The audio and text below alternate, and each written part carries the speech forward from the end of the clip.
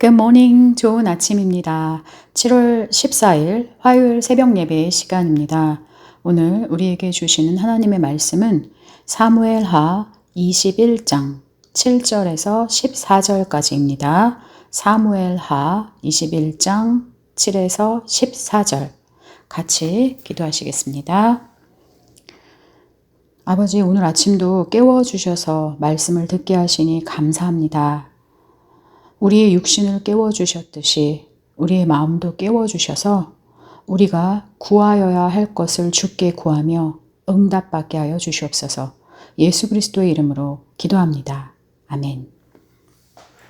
오늘 본문 읽겠습니다.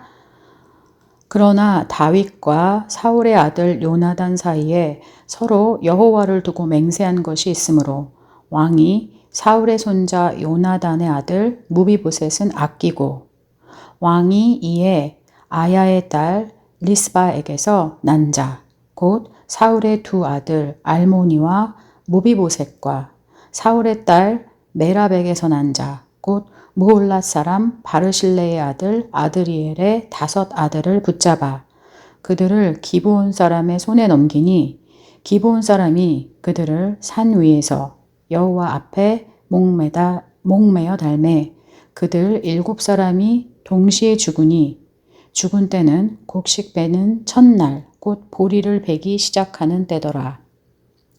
아야의 딸 리스바가 굵은 배를 가져다가 자기를 위하여 바위 위에 펴고 곡식 베기 시작할 때부터 하늘에서 비가 시체에 쏟아지기까지 그 시체에 낮에는 공중에 새가 앉지 못하게 하고 밤에는 들짐승이 범하지 못하게 한지라.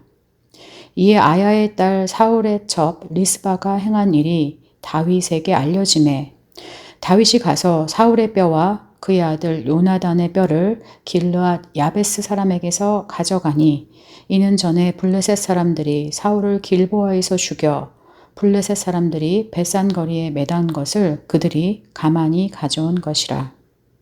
다윗이 그곳에서 사울의 뼈와 그의 아들 요나단의 뼈를 가지고 올라오매 사람들이 그 달려 죽은 자들의 뼈를 거두어다가 사울과 그의 아들 요나단의 뼈와 함께 베냐민 땅 셀라에서 그의 아버지 기스의 묘에 장사하되 모두 왕의 명령을 따라 행하니라. 그 후에야 하나님이 그 땅을 위한 기도를 들으시니라. 아멘. 오늘 본문에는 참으로 딱한 사람들이 등장합니다. 먼저는 기브온 사람들입니다. 이들은 오늘 말씀이 일어나는 시기로부터 약 400여 년 전 여호수아가 가나안 땅을 점령할 때 살아남게 된 이방 사람들입니다. 이들은 여호수아를 속이고 이스라엘과 화친 조약을 맺었었어요. 비록 속아서 맺게 된 약속이지만 이것은 엄연한 언약이었기에 이스라엘은 이것을 지켜야 했습니다. 여호수아 9장 새번역 성경으로 제가 읽어드립니다. 기브온 사람들과 언약을 맺고 나서 지도자들이 한 말입니다. 여호수아 9장 19절에서 21절. 그러나 모든 지도자들이 온 회중에게 말하였다. 우리가 주 이스라엘 하나님의 이름을 두고 그들에게 맹세하였으므로 그들을 해칠 수 없습니다. 우리가 그들에게 할 일이라고는 그들을 살려두어서 우리가 그들에게 맹세한 맹세 때문에 받게 될 진노가 우리에게 내리지 않게 하는 것뿐입니다. 그러나 비록 그들을 살려둔다 하더라도 우리 가운데서 나무 패는 자와 물 깃는 자로 살아가도록 그들을 제한할 것입니다. 지도자들이 이렇게 제안한 것을 회중이 받아들였다.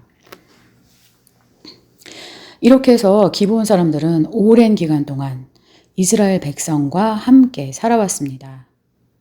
그런데 사울이 왕이 되었을 때 그는 기브온 사람들을 할 수 있는 대로 다 죽이려고 하였습니다.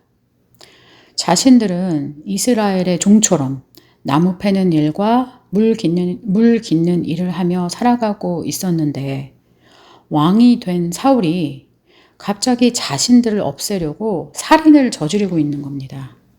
얼마나 딱한 상황입니까? 자신과는 비교도 안 될 그런 신분의 한 나라의 왕 앞에 그들이 제대로 정의를 외칠 수나 있었겠습니까? 그래서 약 40여 년간 그들은 침묵할 수밖에 없었습니다. 그러나 이들의 사정을 아시는 하나님은 이스라엘 땅에 3년이나 기근이 있게 하셨어요. 그리고 그 이유를 전혀 알리 없는 다윗 왕에게 하나님은 분명히 알려주셨습니다. 사울과 그의 집안이 기브온 사람들에게 행한 살인죄 때문이라고요. 그래서 다윗은 기브온 사람들에게 어떻게 해야 당신들에게 보상을 할 수 있겠느냐고 물었습니다. 이에 그들이 사울 집안의 남자 7명을 요청했어요. 자신들을 몰살시키려 한 사울 왕과 그 집안의 죄값을 이제 사울 왕의 자손들에게 갚게 하겠다는 거죠. 그래서 다윗은 그들에게 사울 집안 자손 7을 주었습니다. 그리고 그들 7은 동시에 보리를 베기 시작하는 4월경에 모두 죽게 됩니다. 여기에 또 다른 딱한 사람 한 명이 등장합니다. 그녀는 죽은 7사람 중 2명의 어머니인 리스바입니다. 그녀는 사울의 첩이었어요. 남편 사울 왕은 전쟁 때 잃었고요. 이제 자신의 아들들도 잃게 되었습니다. 기브온 사람들을 학살한 살인죄의 죄값으로 자신의 아들을 잃게 되었어요. 하지만 그녀는 엄마였습니다. 그리고 이렇게 아들들이 죽었는데 아무도 그들의 장례도 치러주지 못하고 있었어요. 그래서 리스바는 아들들의 죽은 시체를 지키기 시작합니다.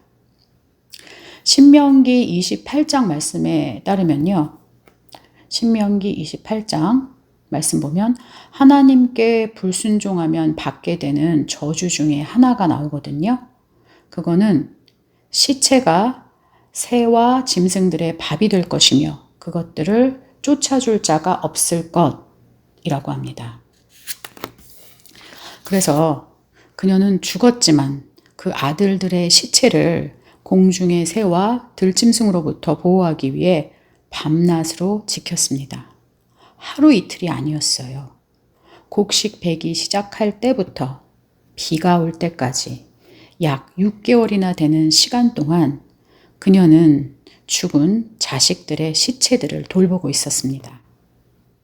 이미 처벌을 받았고 죽은 몸이 되었으나 수치 속에 방치하지 않은 엄마인 거죠. 그리고 이 소식을 듣게 된 다윗 왕의 마음도 움직이게 됐습니다. 전에 죽어서 제대로 장사되지 못하고 초라한 무덤에 있었던 사울 왕과 요나단의 뼈, 그리고 이 사울의 7 자손들의 뼈를 거두어서 기스의 묘에 제대로 장사를 치루어 주게 됩니다. 사울 가문의 수치를 그대로 방치하지 않고 명예롭게 이미 처벌이 끝난 사람들에게도 마지막 존엄을 회복시켜 준 겁니다. 그리고 이 일이 맞춰진 그 후에야 하나님은 기근으로 힘들어하던 백성들의 기도에 마침내 응답해 주셨습니다.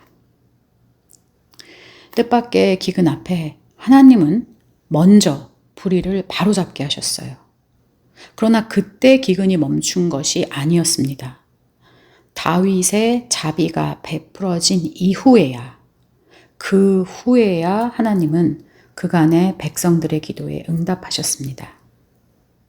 이것은 우리로 하여금 우리가 속한 땅을 위한 기도 이전에 우리가 해야 할 일이 무엇인지 정확히 알려줍니다.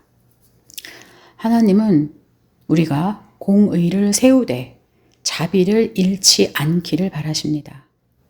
그리고 하나님은 우리의 기도에 응답하셔서 우리가 속한 곳이 회복되기를 원하십니다. 근데요, 생각해보면요, 이 살인죄는 다윗 왕하고는 상관이 없지 않습니까?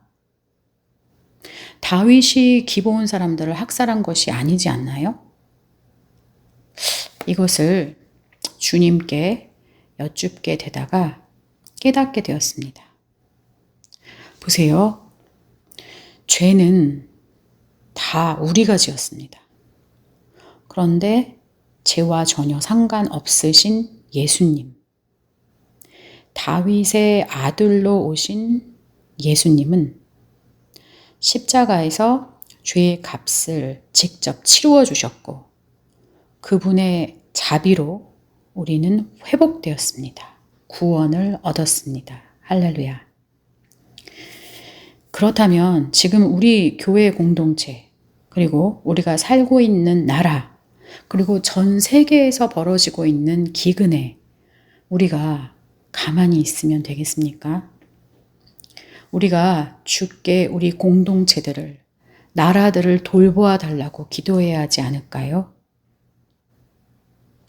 우리에게 이 오늘 말씀에서와 같은 기근, 고난과 전쟁과 질병과 아픔 가운데 있는 이웃들과 나라들을 위한 기도가 있습니까? 오늘 그런 기도를 우리 주님께 올려드리십시다. 먼저는 공의를 세우되 자비를 잃지 않는 우리 교회 공동체가 되게 해달라고 기도하십시다. 그리고 우리가 살아가는 미국과 조국 대한민국의 회복을 위해 주님께 돌보아 달라고 기도하십시다. 마지막으로 우리 환우들의 아픔과 어려움 가운데 우리들의 기도에 대한 주님의 응답이 있게 하셔서 속히 회복되게 해달라고 기도하시겠습니다.